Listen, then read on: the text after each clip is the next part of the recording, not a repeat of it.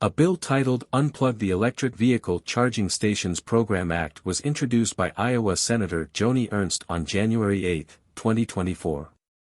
United States Code Title 23, Section 151, Paragraph F defines a grant program to provide money to private organization in order to assist in buying and installing publicly accessible electric vehicle charging infrastructure, hydrogen fueling infrastructure, propane fueling infrastructure, or natural gas fueling infrastructure, all in the name of being used for charging and fueling of vehicles.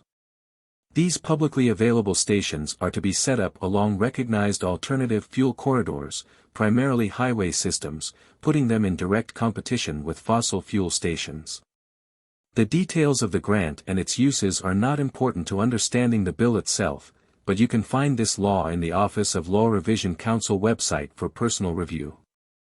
This bill will remove Public Law 117-58, Section 11101, Paragraph B, Subparagraph C, which designates money set for future fiscal years to be applied to this grant program from Title 23, Section 151.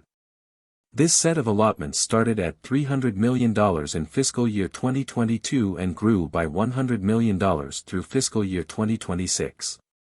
The bill also removes the report requirement of any grant-funded projects from the redesignation of highway systems.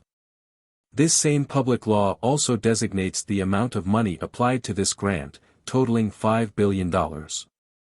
This amount is found on page 993, paragraph 2 of T Public Law 117-58, when viewed in the PDF format. This bill rescinds, or reverses the actions of, that paragraph as well as the remaining, unobligated amounts, which are amounts not already set aside to be used, which should total approximately $2.5 billion.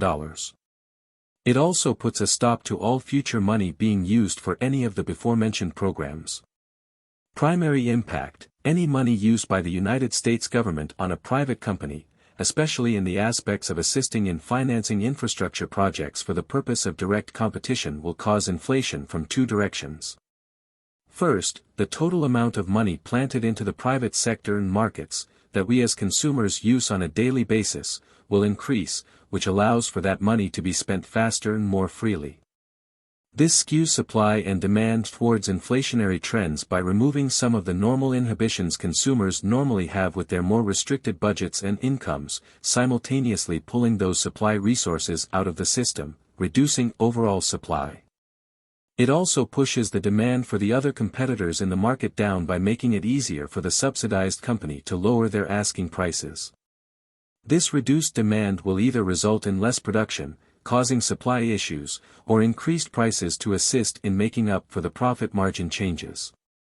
In the fuel industry, those effects reach far into almost every aspect of modern living around the globe, since shipping and transportation of any good, most energy production, and consumer transportation in order to stimulate the economy, through purchasing goods, all rely on fuel at this time.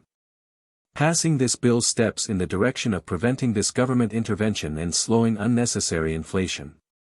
Secondary impact: short-term gains made by these subsidized companies will reflect in research and development advances, national and global expansion, and favorable positions on the stock market, as long as it is managed appropriately and effectively. Passing this bill may result in reducing these outcomes, still barring proper management. Tertiary impact: progress towards renewable and clean energy initiatives will be slowed down, but the alternative economic impacts of pushing an industry that is not cost-effective as the only option through choking out other industries would have much worse impacts.